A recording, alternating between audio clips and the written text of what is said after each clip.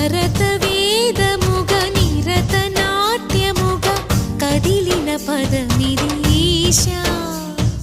శివని వేదనగా అవని వేదనగా పలికెను పదము పరేశా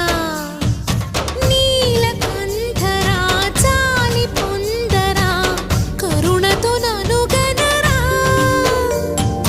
నీలకంఠరా శైలమందిరా మొరవిని బదులిడరా నగజా మనోజ జగదీశ్వరా బాలేందు శేఖరా శంకరా భరతవేదముగ నిరతనాట్యముగ కదిలిన పదమిది ఈశా